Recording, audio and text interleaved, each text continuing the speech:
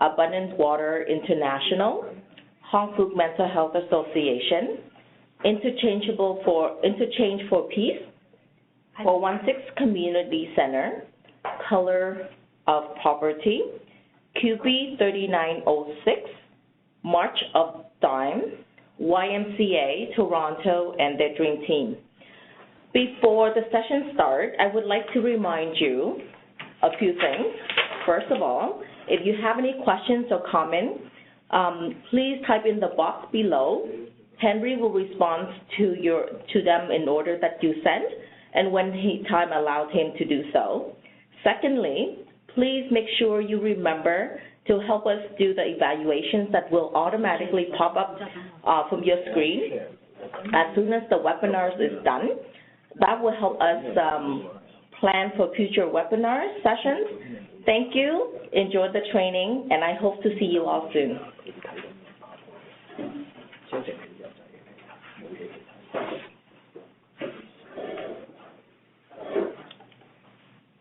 Okay, thank you, Emily, for that introduction. I'm really happy to be here, and I want to thank Hong Kong for inviting me, and I also want to thank you folks for taking some time to explore the topic of how we can support immigrants and refugees in distress using tools from compassionate communication. Just going to move to the next slide here. Maybe I can get some help because it's not moving. Okay. Okay. So I'd like to start with this. We all want to matter. And basically, I'm interested in exploring how this simple premise can help us understand our clients better and to help us know how to work in terms of with them around either feelings that are difficult to experience or also challenging communication as well. I'm just looking a little bit sometimes because I have some notes to help me keep track of what I want to share. Since 2001, I've been practicing compassionate communication, which is also known as nonviolent communication, because I find it significantly extends my ability to make a difference at work, in my home, in the community, and in activism as well. Okay, so I need to be able to move.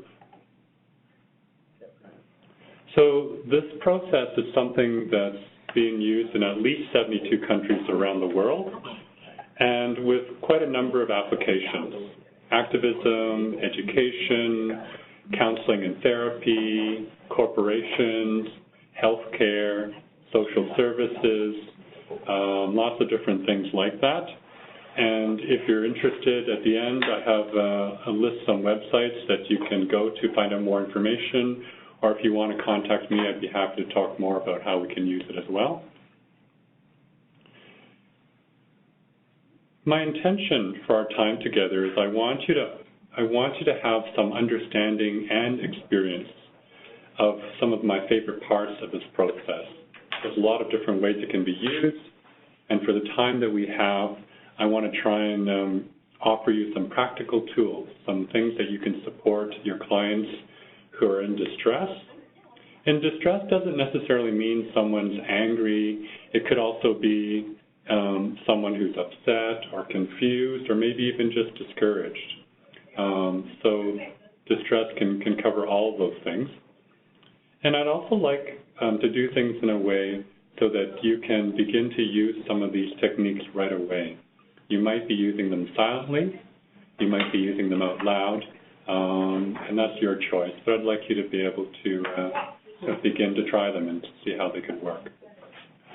The objectives, I think we've mentioned this before, is what might be some ways to bring some emotional calmness to your clients when they're in distress. Also, I'm interested in helping you find some way to determine what really matters to them. So maybe not often, it may not be the first thing that people present, but it might be something deeper. Also, I want us to explore how we can hear the hidden useful message behind judgments, criticisms, resistance that clients might have. So those are all things that I would like us to at least touch upon.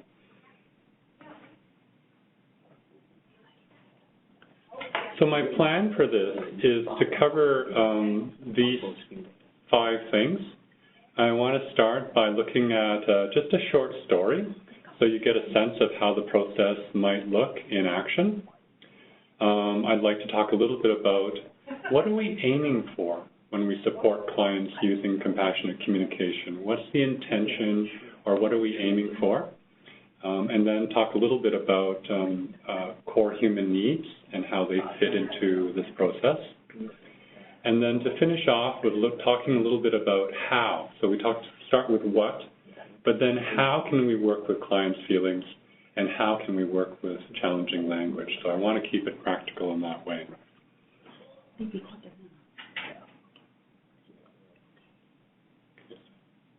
I'd like to change the slide.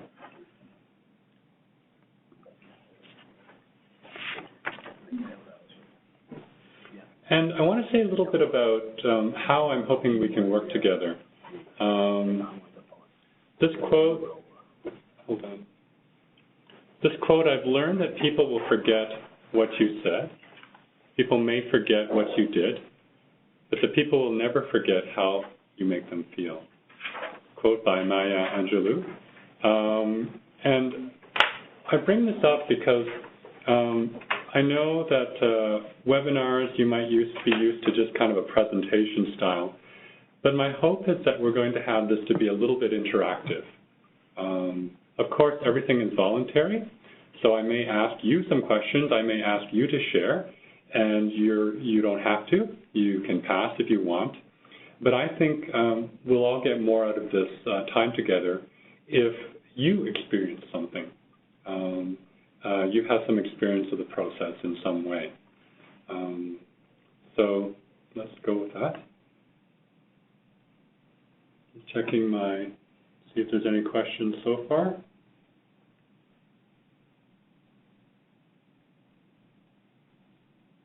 Okay. All right.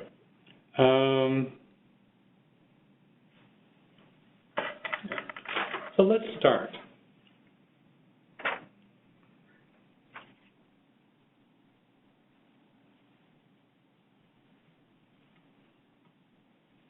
Okay, I'm not able to move to the next slide.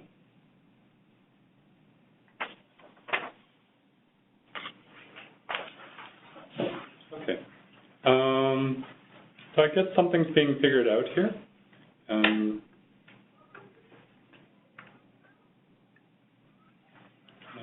I'll just wait a moment until they have a chance to work this out, and then we can continue the webinar from that.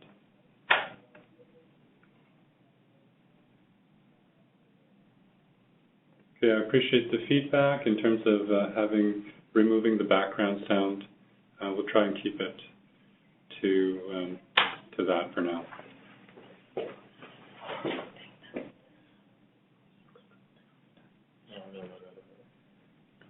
Yeah. Okay. Okay. So my sense. Let me check with my support team here. Just want to check with my support team here. So is it that they're not able to see me right now?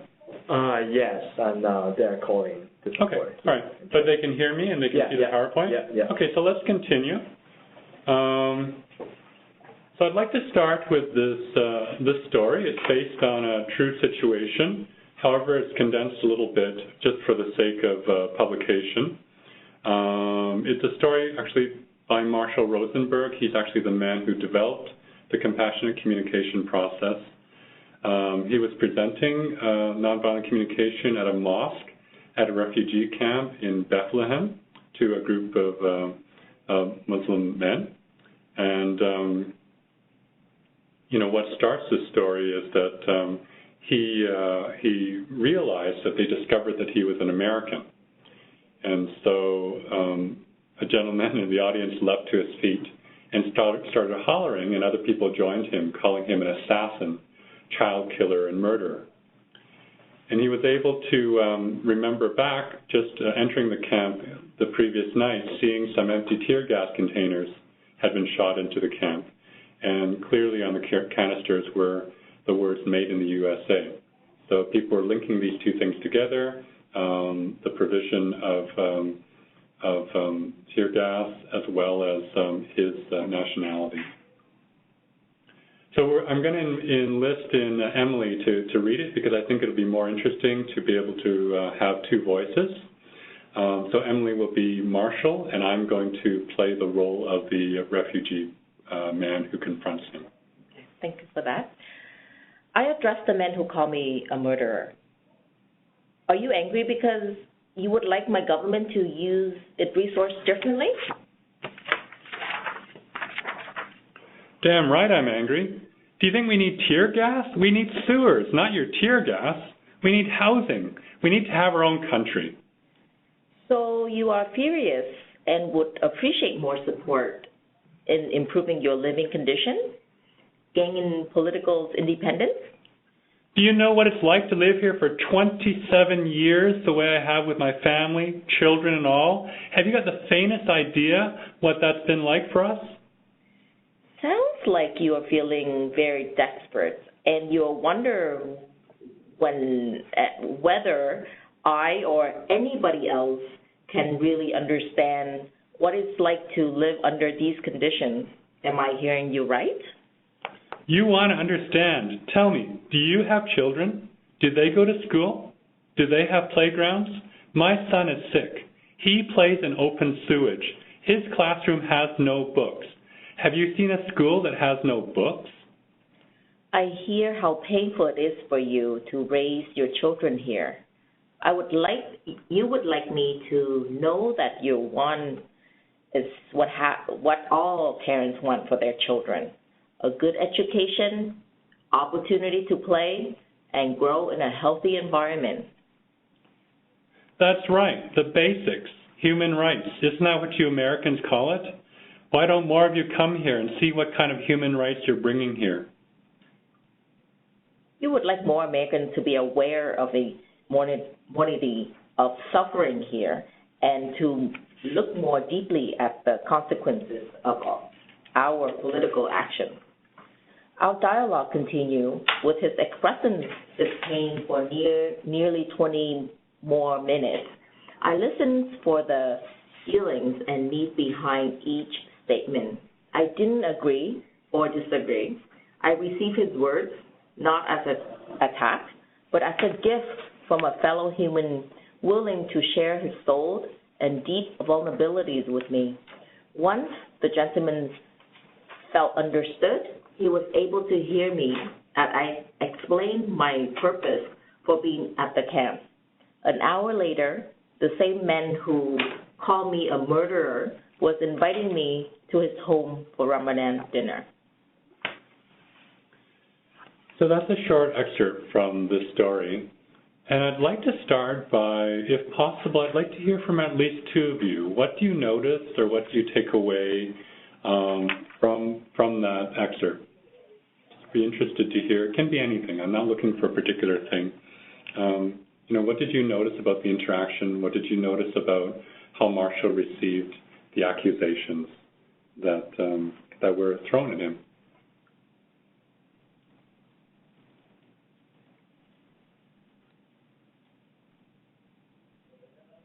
Just going to wait a bit here to see if anybody types any responses.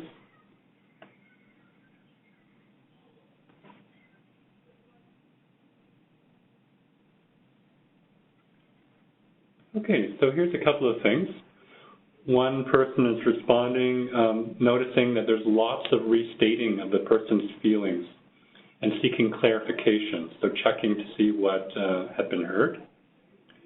Another person noticed that he did not react defensively. He tried to understand the other person, and that's not easy sometimes when people are attacking you, but he did his best not to react defensively. Another response could have been, said, "You're all wrong. You're wrong. That's not the reason I'm here." And he could have maybe tried to contradict or be defensive in that way, but he didn't do that. And then someone else noticed that he stood in a non-judgmental, open way in order to hear the deeper message, in order to connect. So I appreciate that. We're going to continue to explore the deeper message. Let's read out one more, and then I'm going to move on. So the question is, should we be able to see what other people type? I can't. I'm going to read out what people typing, and so we're going to be able to maintain the connection that way. You may hear a little bit of background sound, and that's because my support team is trying to work on getting a visual. I'm not too sad that you can't see me. I'd rather just concentrate on the PowerPoint, but we're doing the best we can in that way. So some of you have already talked about, I'd like to look at the different dimensions of the communication that happened between Marshall and the refugee man. So at one level, I would call it the stimulus. So I'd say two of the things that were important on this level is the tear gas containers having the words "Made in the USA," and of course, obviously, them being shot into the camp. The other stimulus that I would see as important in this story is they're discovering that he was of an American nationality. And so the story and the interpretation that might go with that might be something like, these Americans are child killers, to condemn the people who shot the tear gas, the people who supplied the tear gas, as assassins, child killers, murderers. And then underneath that, obviously some very strong feelings. Feelings of anger, feelings of desperation, and as one of you noted, part of what Marshall was seeking to do is just to acknowledge those feelings, not to say that they're right or wrong, but just simply to acknowledge that's what's going on for you now. And I would say even beneath that level is the level of needs. So people were feeling desperate, people were feeling angry, people were feeling outraged, because of different needs that they might have that were not being met. And in a non-judgmental way, Marshall was trying to hear the deeper message. I like that phrase. What's the deeper message behind what people are saying and what they might be feeling?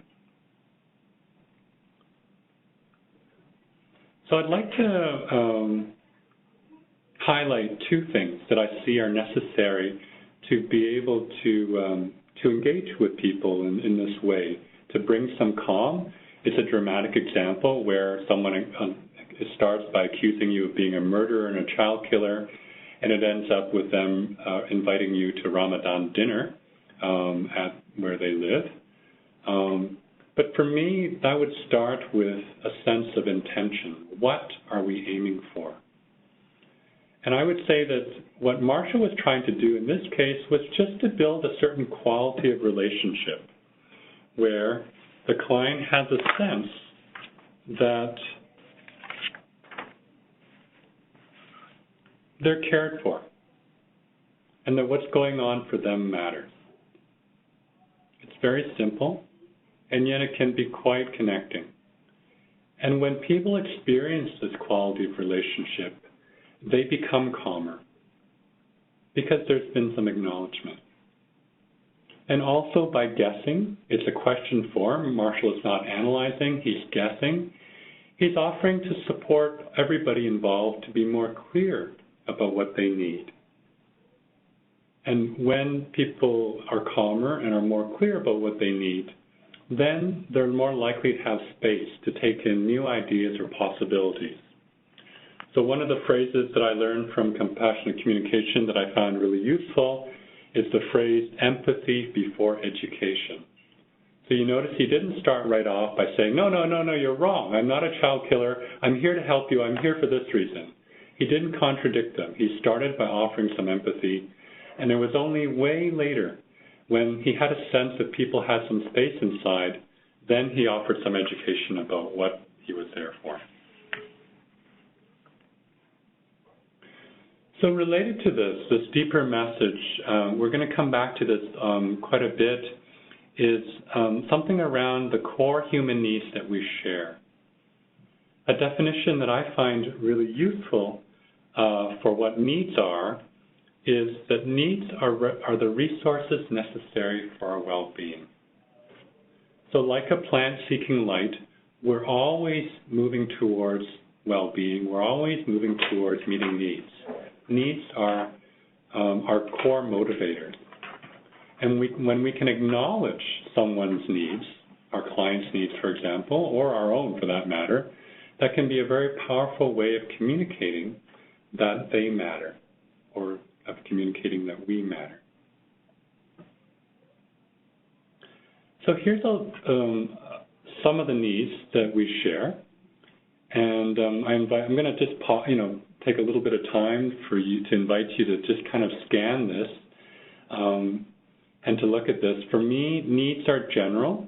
They don't refer to a particular action or person, and they're also universal. They're shared by people from all cultures, genders, ages, sexual orientation, et cetera, et cetera. They're something that all human beings share. And so I want to get down to this deeper message first before moving on to anything else. I want to use this as a way of building a bridge, building a connection between myself and, let's say, the clients. Okay. Going to pause for a moment so that we can get back to, so that I can see the PowerPoint presentation. I'm not sure if you can or not.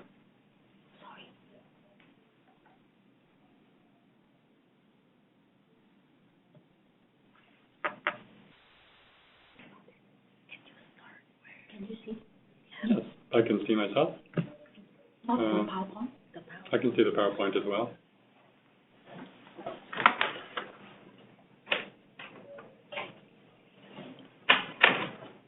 So we're still working some things out here, so I'm just going to, I don't know if you can see the PowerPoint slide of the needs. I'd encourage to just keep looking at it and become more familiar with it. Okay.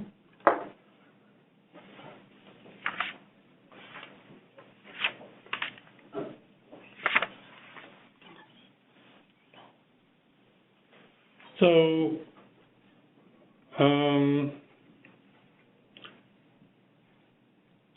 at this moment, I'm not able to see the chat to allow me to communicate with you. So I'm going to ask my colleagues to work on that. So if you're typing me a message, just your patience. It might take me a while to get to it. I'm going to assume that you can see the PowerPoint, so I'm going to continue with that. But they'll work on getting the chat icon back to me. You cannot see. Okay. So actually, I'm going to pause a bit. I'm going to pause for a bit because let's see if we can get some things back online before I continue. So I just want to check with my support person here, David. Yeah. Is your sense that the chat is back? 1 second. Here. Yep. Here's the chat. Okay. I'd like to do a test of this because I'm going to ask maybe, I guess you're both online. Can one of you type something? Because my next part is actually going to be asking for some feedback. Okay. So could one of you just enter something to test that the chat is working? Okay, great. All right. So I'd like to cover two things. I'd like to start by covering how we could work with feelings in a way that's supportive for clients. And I'd like to start by asking each of you there, to imagine a situation where a core need, let's say the need for support. Imagine a situation where the need for support is not being met for you. Or maybe just imagine that in your life, hypothetically, or you could remember a time in your life when you're really not getting support. I'd like you to check in with yourself. And how do you feel? Thank you. People are starting to feed back already. How would you feel, or how do you feel that core need for support is not being met? So I'd like to I'm going to wait for some responses. How would you feel the core need for support, your core need for support, was not being met? What would be some emotions that would come up in you?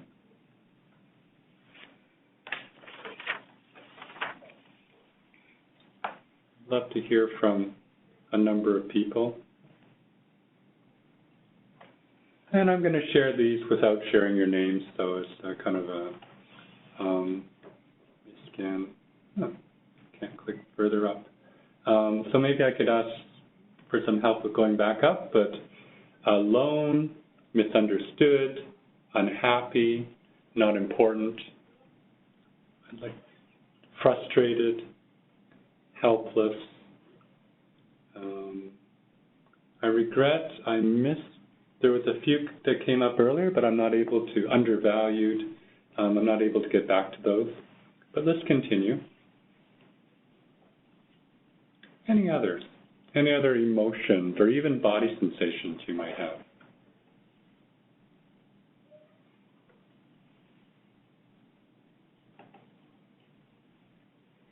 Okay, I'd like to move on then.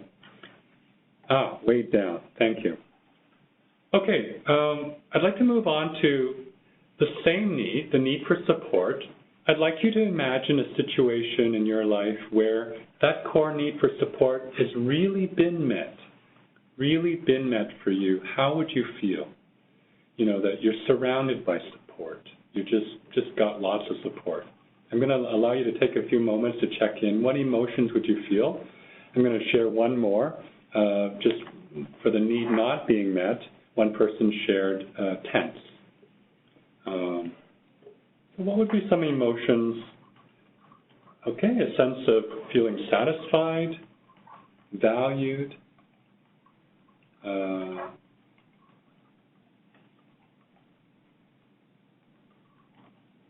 just going to read out any more. Confident, another one, yeah.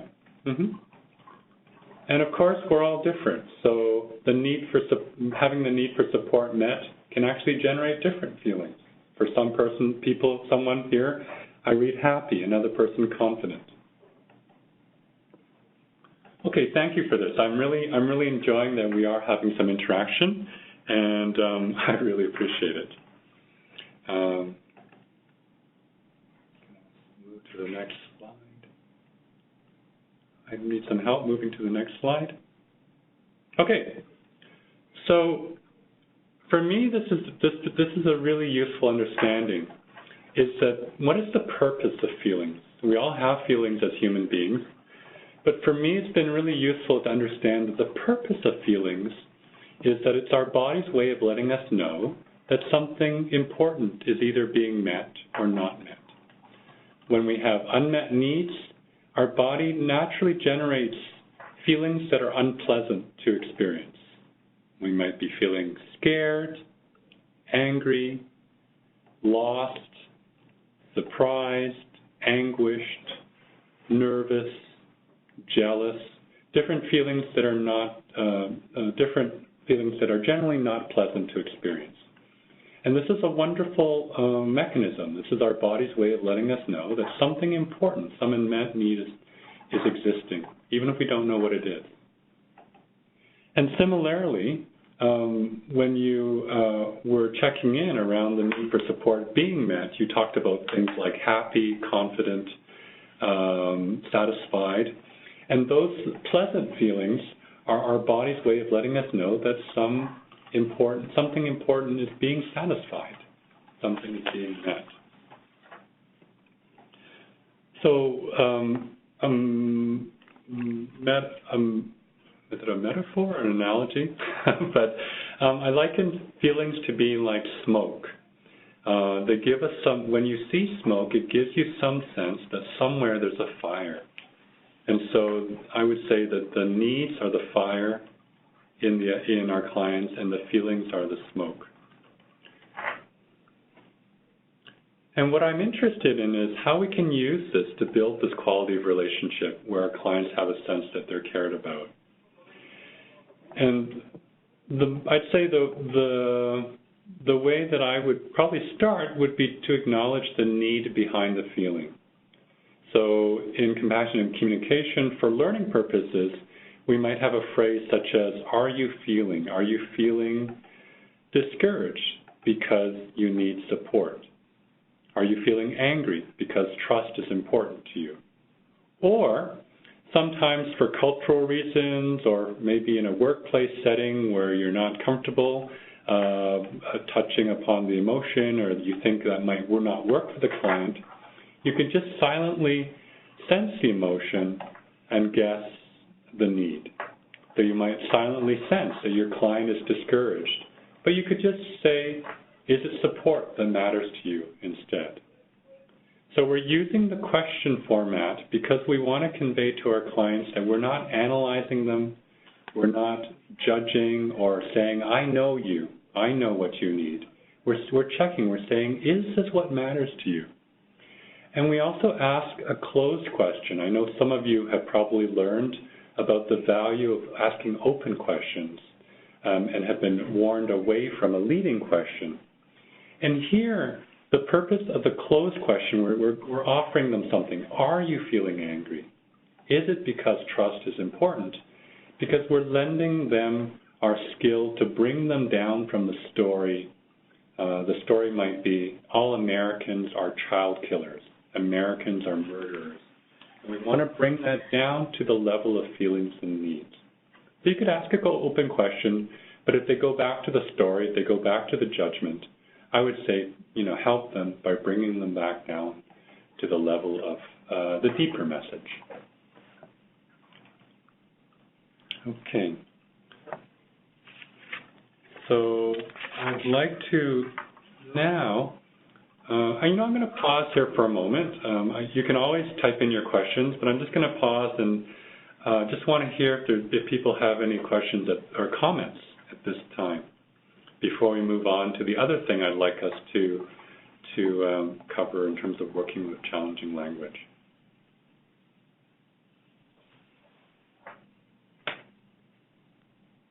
Okay, fine. So feel free, if you have any questions or comments, to type them in, and my support team will bring it to my attention if it looks like I'm not catching the questions right away. So the first way of building this quality of connection that I think is quite useful in supporting clients in distress was to work with the feelings, to see feelings as smoke, signaling that there's a fire that needs some attention to. The second way I would say is that we can also work with challenging language. So I created this image here to touch upon some of the things that clients might direct either towards you or they might direct it towards somebody else in their lives. So they might, for example, blame you or make a demand of you, or maybe label you as unhelpful or incompetent and judge you, as condemn you for that, as someone working to support them.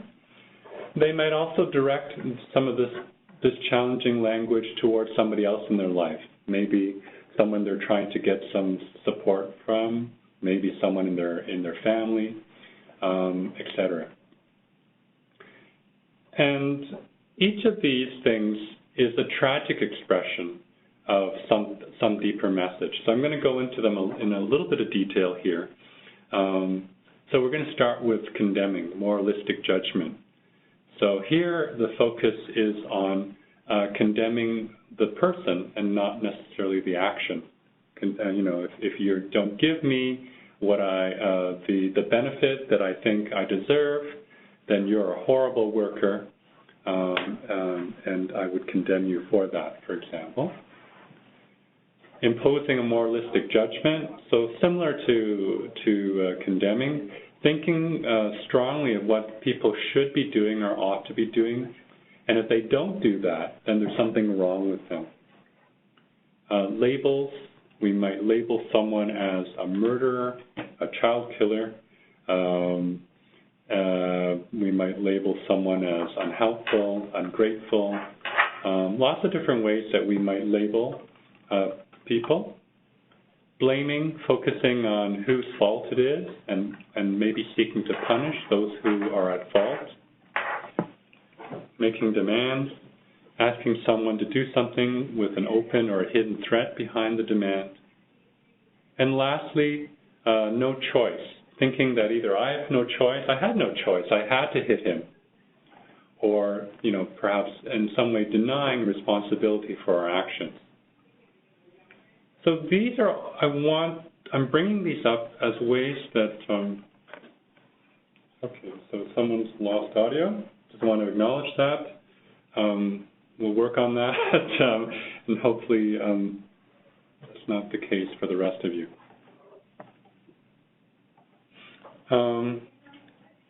So my experience personally and also working with others is that this kind of language makes it harder to see what our needs are. It makes it harder to see the deeper humanity of each of us, and it also makes it harder to have a more respectful and compassionate relating. So what I'm interested in is recognizing when my clients go into this mode of change into one of these expressions, and then to work with that, not to reject it and say, you're wrong, I'm a very helpful worker, you're so ungrateful, I've done a lot for you, and just because I can't get you the benefits, you shouldn't be blaming me for that. Not to attack back. Or another option might be to believe or to buy into people's accusations. Oh my goodness, yes, I'm really incompetent, and I should be able to find a way to get you those benefits. And please accept my apologies. I really let you down there. So those might be two options: to attack back that challenging language, or to accept or to believe that challenging language. And the third option is to just look deeper. So in this image, you see the larger, more agitated figure expressing some of this challenging language. And we also have the choice, when we're trying to support clients in distress, to look deeper. And you can see there, in the pink and the blue, that each of this challenging language is just a tragic expression.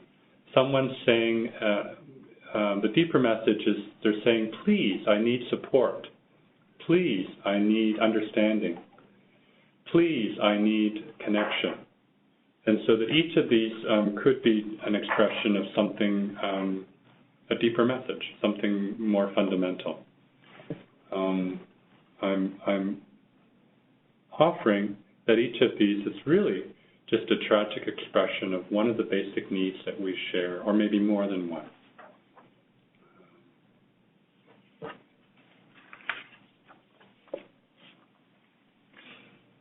So to sum that up, what I would say are, I already mentioned about empathy before education. In a similar phrase, I would say is connection before solution.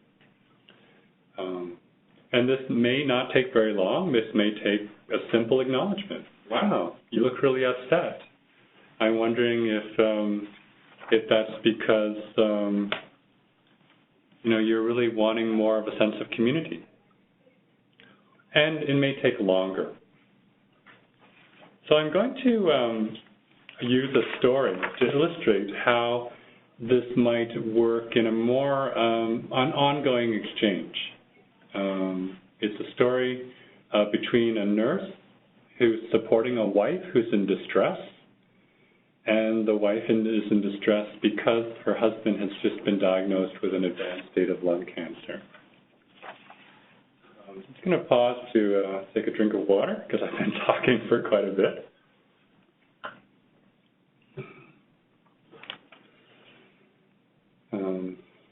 And then kind of continue from there.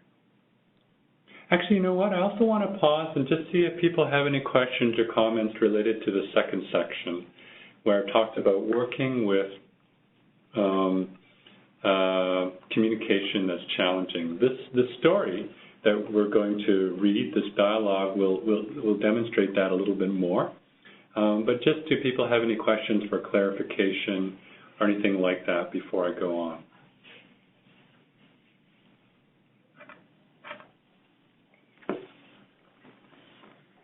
Okay, don't see anything right now.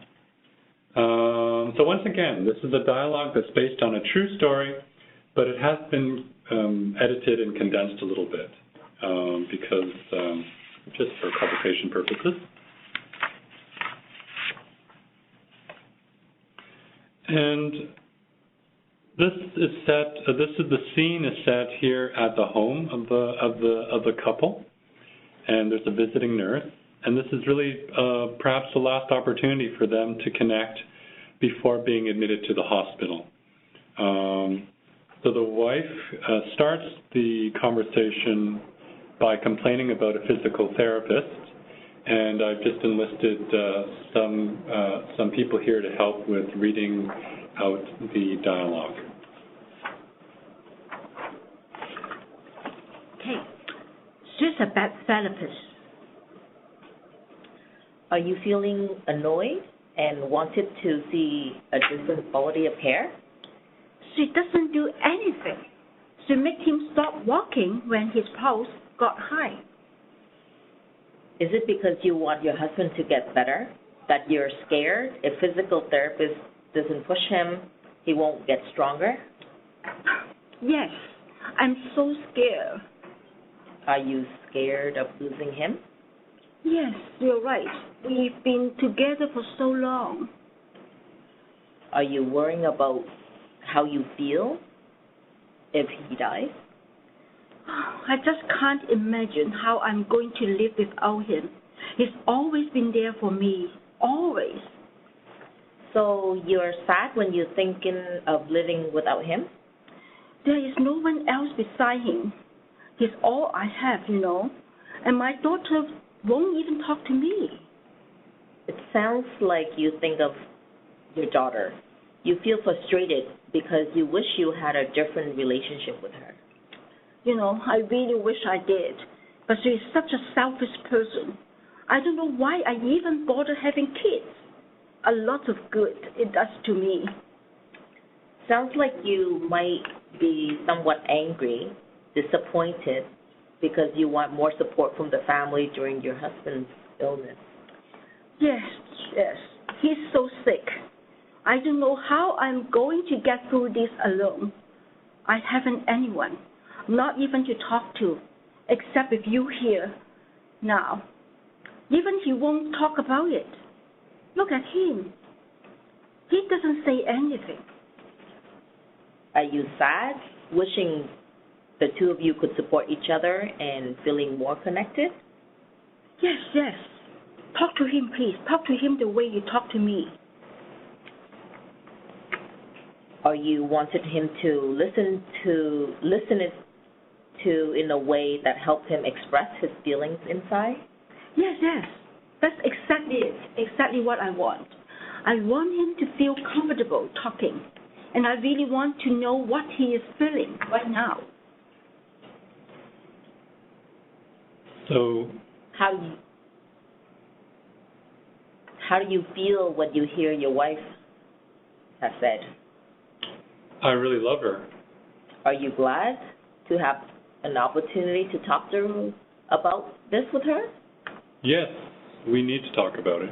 Would you be willing to say how you're feeling about the cancer? Not very good. Are you scared about dying? No, not scared. Do you feel angry about dying? No, not angry.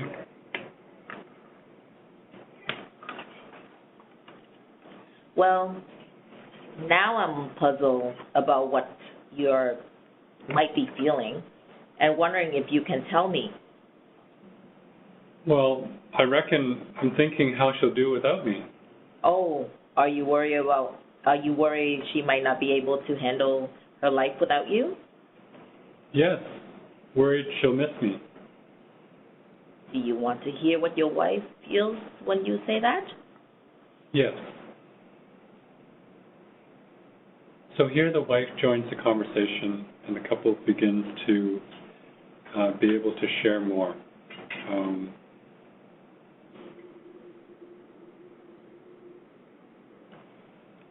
So I'd like to hear from you.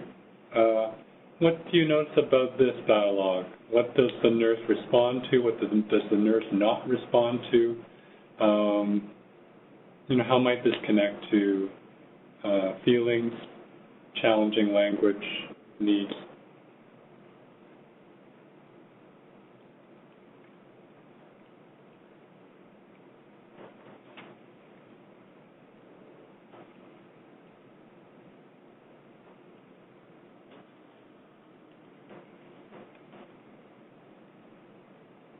Just waiting for some responses. Would be happy to have some.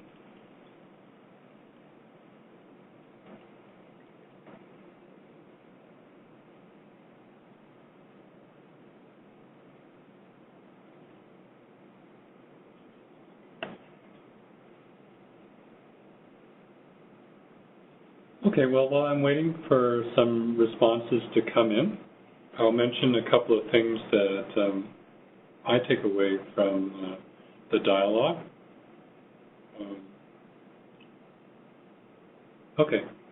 So let's get this response as well. So the response here is the nurse challenges the angry language and looks to the core feelings. Yeah, so I also noticed that as well. She's feeling initially starts off by being upset or perhaps angry at the physical therapist. So if I perhaps had been in a problem-solving mode, I might have just gone to that and said, well, how can we help you find a different therapist? And that actually could be, that might be the situation. But the nurse checks first, gives the wife a chance to see if anything else emerges beyond her initial expression of not being happy with the physical therapist. And just to check, is it something about wanting to see that your husband gets a different quality of care? Later on, the nurse, another response I'm getting here is that the nurse mediates and opens a dialogue between the couple. Yeah, so, and it takes a while. Initially, the focus is on the wife, responding to what matters to the wife, responding to the deeper message behind, for example, her disappointment about her relationship with her daughter, her judgmentalness about her relationship with her daughter. So looking for all these opportunities, it's almost like when someone is in distress, like the wife is, I see that they're like a glass full. They're full of judgmentalness, strong feelings, maybe anger and fear, maybe stories about, what other people should do or what they should do, as well as needs as well. And so I see what the nurse is doing is gradually, by acknowledging at each moment what the other person might be feeling, what might be going on for them in terms of their needs, is emptying the wife's glass a little bit and making some space.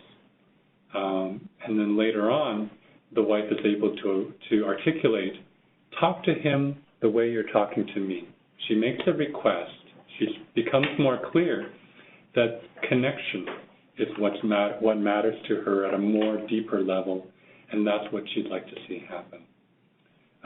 So the mediation and the dialogue is supported by this, and then with her glass emptied a bit of some of the feelings and some of the judgment and blaming that she has, she's able to hear something different and to take in some different possibilities. I'd also like to maybe just highlight that the intention here is once again, using the question phrase is to check as opposed to conclude or to diagnose. So the nurse is doing that. Let's see if people have any other comments or questions for that matter before we go on. I'm also curious, when you think about how this might relate to your situations, working with immigrants and refugees, some of the times that, situations you find, whether things might be directed at you or they might be between your client and someone else.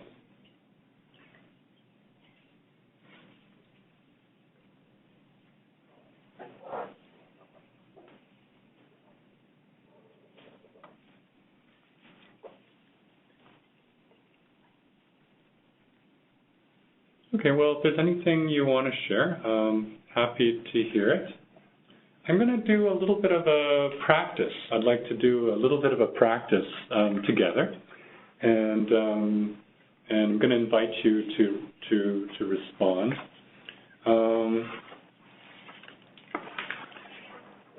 So for me, what I'm interested in is increasing your ability to guess at the deeper message. Can we guess at something that is core, that doesn't refer to the other person, the people, that's more general, and also something that doesn't buy into or is able to separate out some of the condemning or the labeling.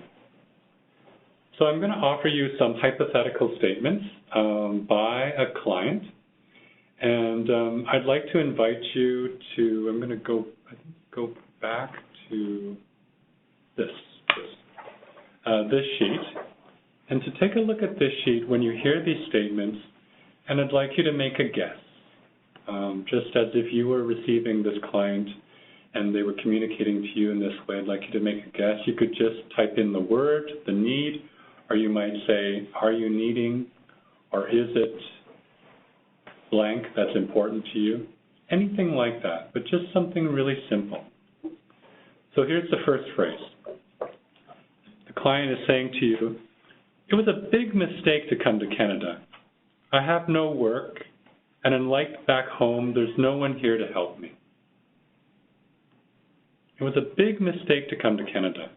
I have no work, and unlike back home, there's no one here to help me. So what would be some of your guesses as to what are the needs? What's important to this person beneath their assessment or judgment that this is a mistake?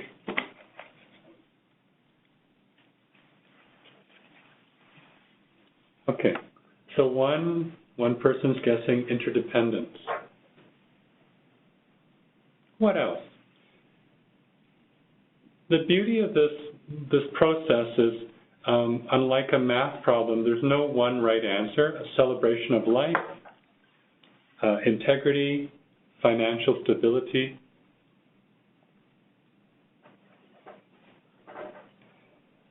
The beauty of this guessing is that you might guess accurately. They might say, yes, it's, it's a sense of security, family support, stimulation.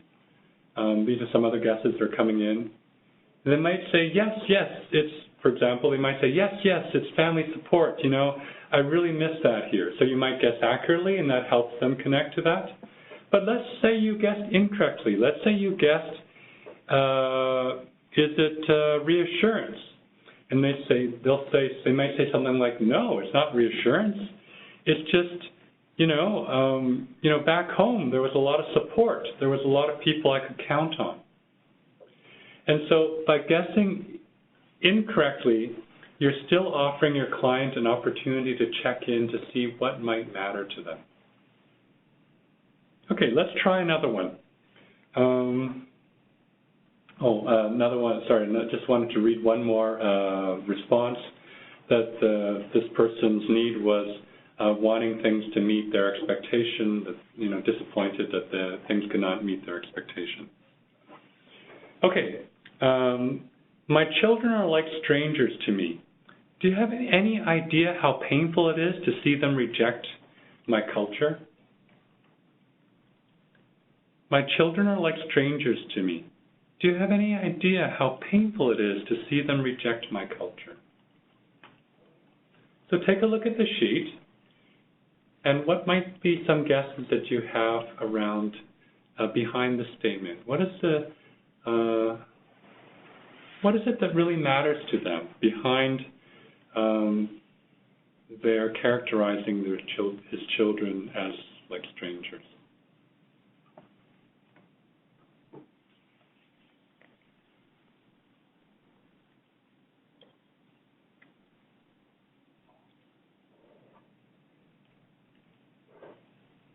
Connection with family is one response. So take your time. See what jumps out at you or what might seem to connect. My children are like strangers to me. Do you have any idea how painful it is to see them reject our culture, my culture?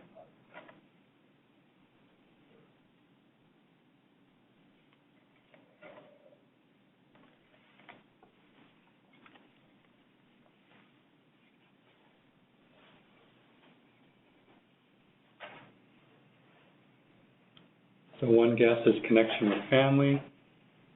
I'd be interested to hear if people might have any other guesses.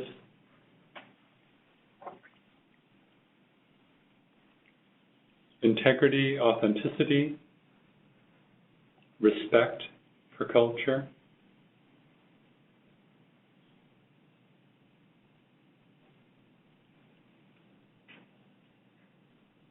Any other guesses?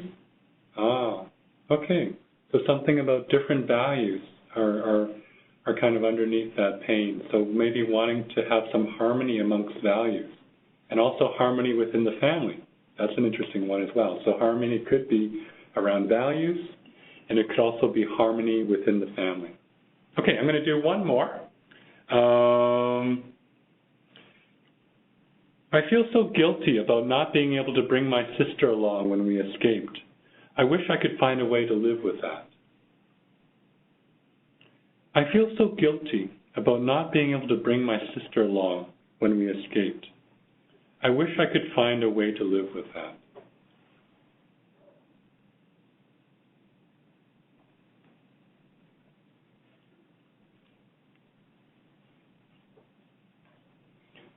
So as a way of acknowledging that's a strong statement, as a way of acknowledging it, what are some things that we could check back with them to offer? Is this really what's the matter behind your guilt? So one person is guessing self-empowerment, being able to make that difference, being able to be empowered to make something happen that we care about. What's another guess you might offer a client? Celebration of life, mourning limitations. So in this case, this person, maybe just to acknowledge, yes, that mourning is a very, it can be part of healing, to mourn our limitations, and just to acknowledge that in a way that doesn't condemn ourselves, but just to be sad about something that was a limitation. So this can be part of healing, even when maybe things can't be changed. And so someone else has just typed in here, noticing how hard it is not to be able to let go of the self-blame. And that also could also be an acknowledgement as well, something to say to the client. It sounds like it's really hard for you to let go of the self-blame, just even to acknowledge that.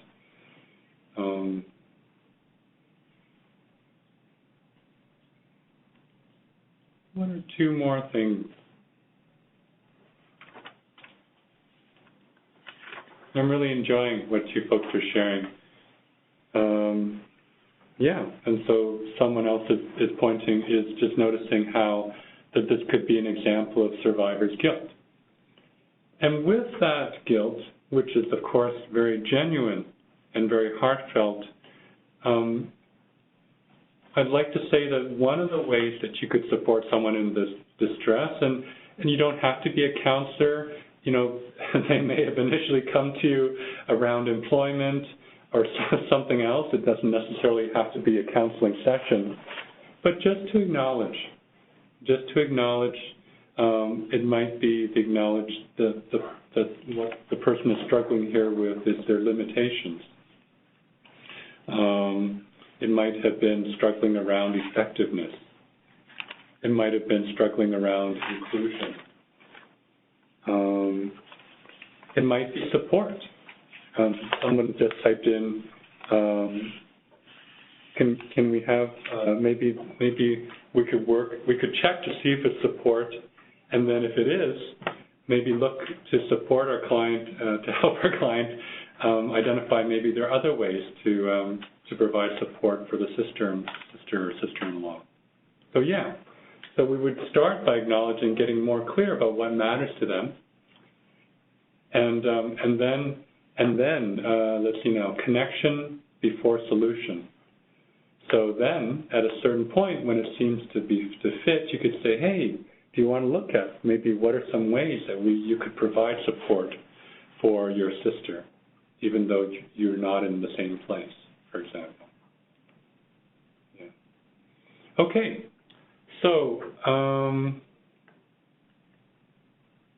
I'd like to summarize what we covered today.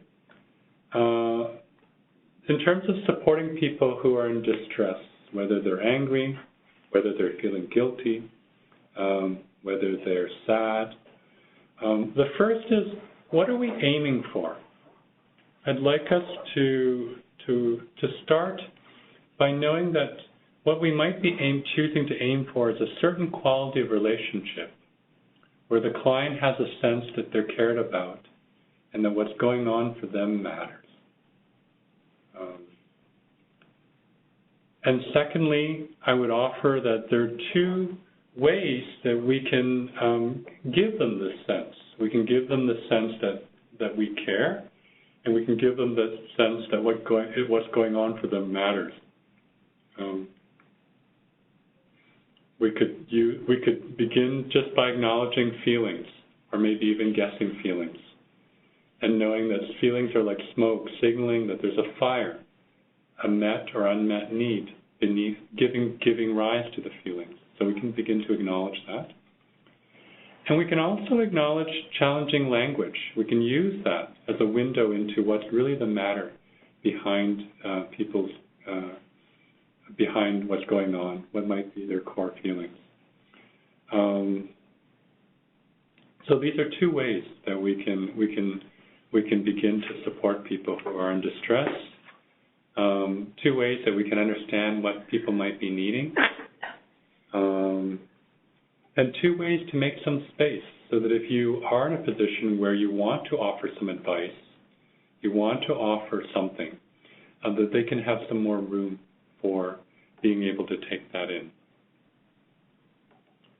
So I'm going to, that's kind of the end of my presentation. I'd like to open it up and hear any questions, any comments. I'm interested in hearing about anything you might be wondering about in terms of how this might apply or could be used in your situations. Please. Let's hear what you have to say.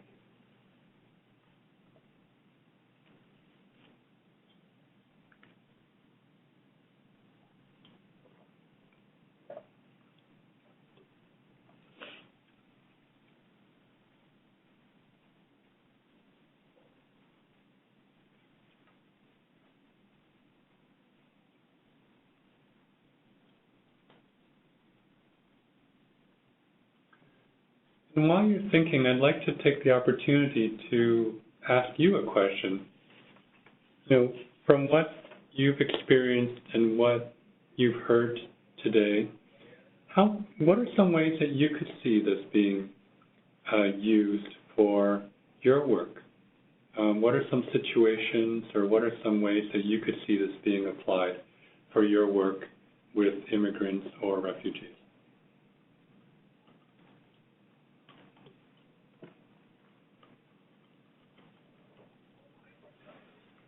Okay, so here's a response. Looks like there's a question here. Is there space to reassure and agree with clients' unmet needs instead of just asking questions? Okay. Yeah, I see this. I see asking questions as one option that I'd like you to have, to draw upon, particularly when people are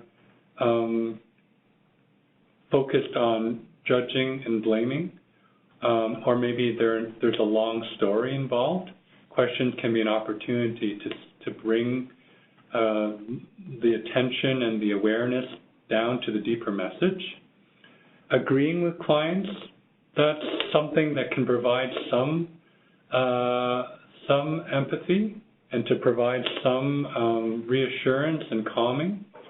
The danger, well, I'd say the risk with agreeing with clients is that I might be careful about, for example, if someone said to me, it was a big mistake to come to Canada, I have no work, and unlike back home, there's no one here to help me. I don't want to generally, I want to try and find a way to move beyond agreeing with people's judgment of themselves or others. So, you know, I mean, obviously, you could maybe say something like, I hear you, I hear that your perspective, I hear that right now how you see it is that it's a big mistake. You know, I wouldn't want to go with, so it sounds like it was a big mistake. So just to mirror is, for me, not as powerful. To mirror what people say, it has some value, but I'd say it's not as powerful as being able to reflect deeper. What might be the heart behind this? It was a big mistake to come to Canada. It might be around support. It might be around family. It might be around hope. And so to offer those things back. I'm not sure if that answers your question. Please let me know if it doesn't. And let's take in another question here in the meantime.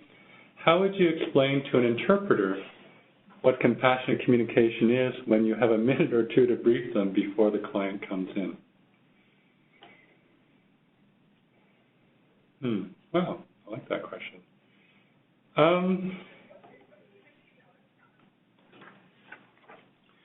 Well,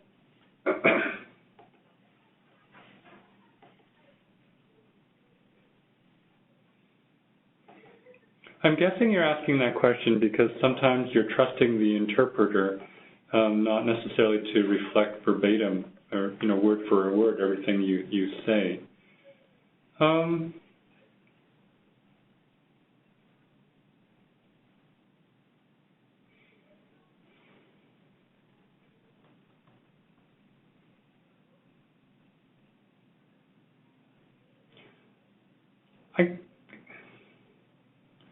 I don't know in a minute or I guess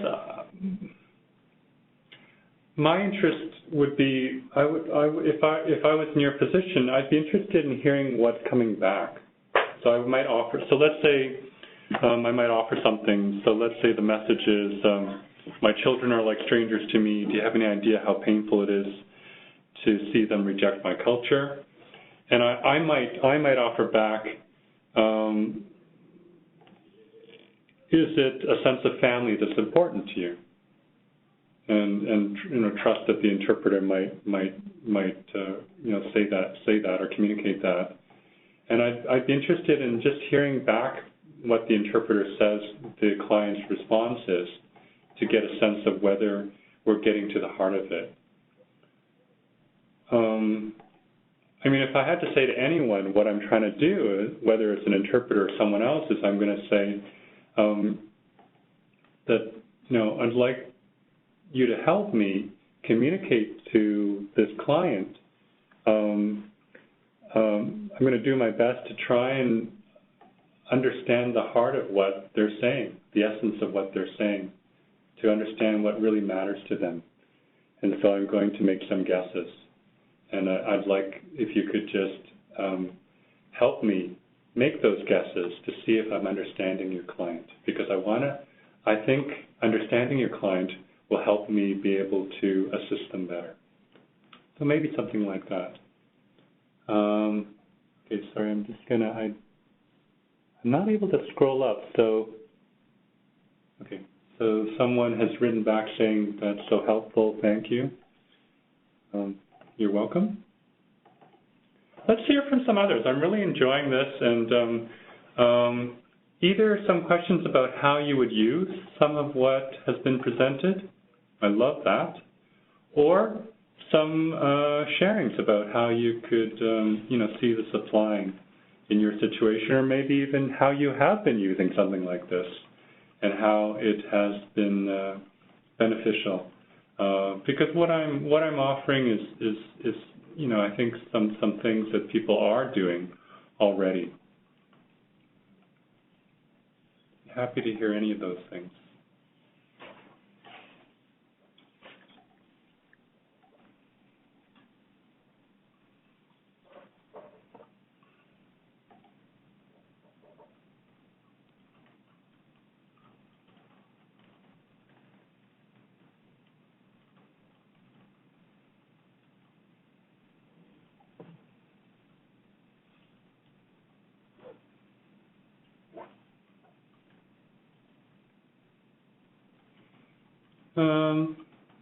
Not seeing anything yet. I'm going to wait a little bit longer. While I'm doing that, I just want to bring your attention to a couple of things. There's a website, it's a little bit blocked off, but I'm assuming you can see it. It's nonviolentcommunication.com. And that's, to me, a great source of free articles and resources about the process and how it gets applied in lots of different ways. I'd also like to offer, if you're comfortable, to get your emails so that I can also provide some free resources to you. If you don't want your email shared with me, you can let the Hong Fook, the organizers, know, and that's fine, of course. And I'd also like to check in with you maybe in about 2 weeks. I'd really be curious about what lands for you, what you ended up finding useful or not out of this webinar. This is a bit different of a format than I normally use. I normally do something that's more interactive in terms of a training or a workshop. So I'm curious how what was presented, how that lands for you. Okay. Any more questions, comments, interest in how this could be used, how this might relate? Okay. I work on the language acquisition side of settlement, and we regularly have clients who are disappointed with the results and feel as if we are barriers to their success.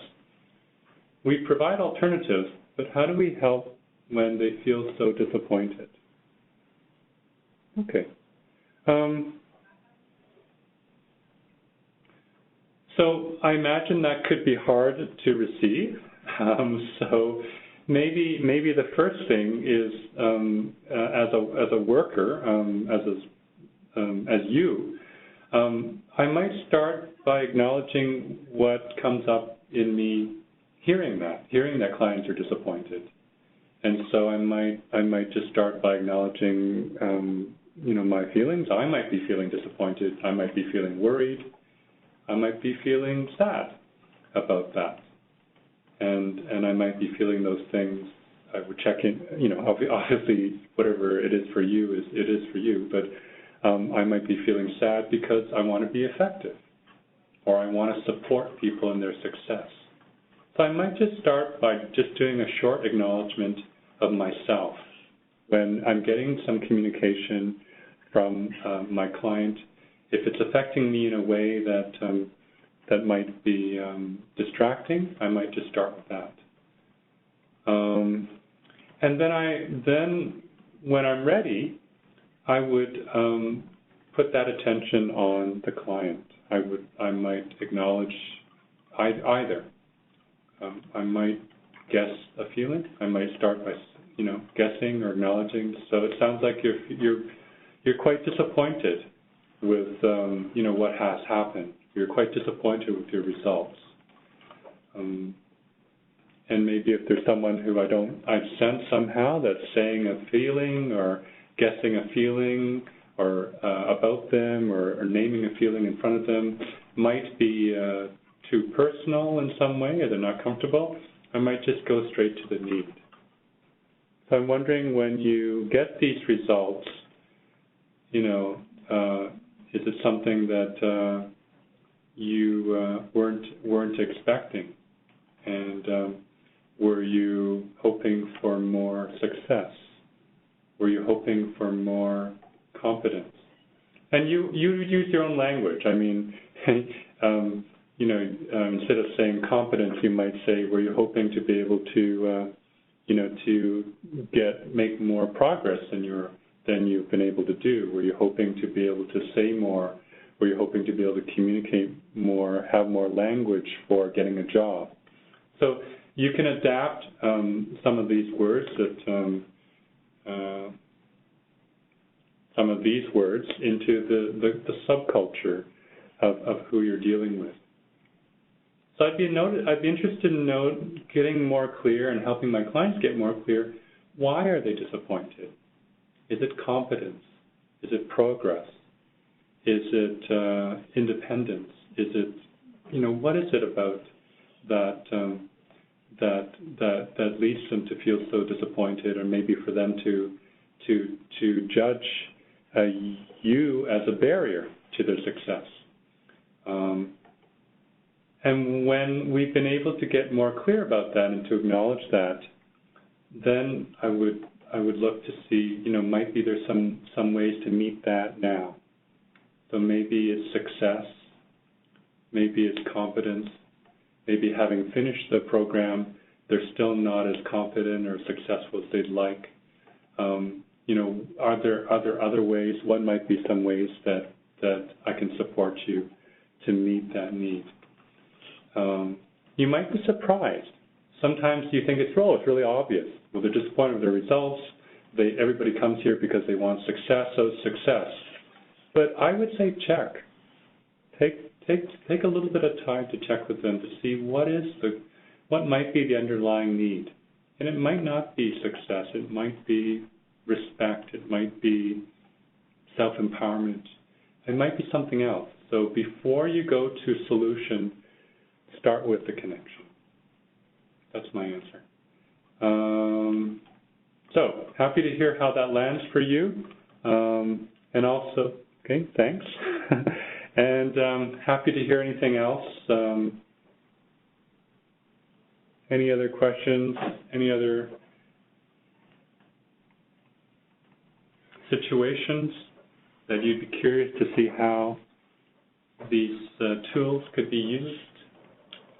Situations that matter to you, situations that you struggle with.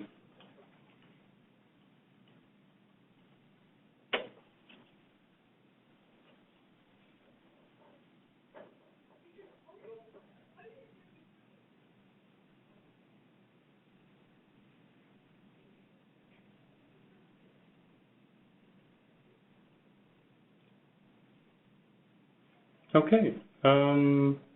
So I'm not hearing anything. I wanted to let you know that it's oh, someone sent their email. Thank you. So I'll track that as well, hopefully.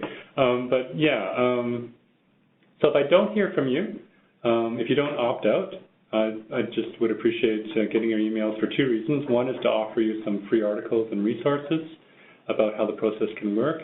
And two is to check in about 2 weeks just to see what, if anything, has been useful to you. I'd really like to learn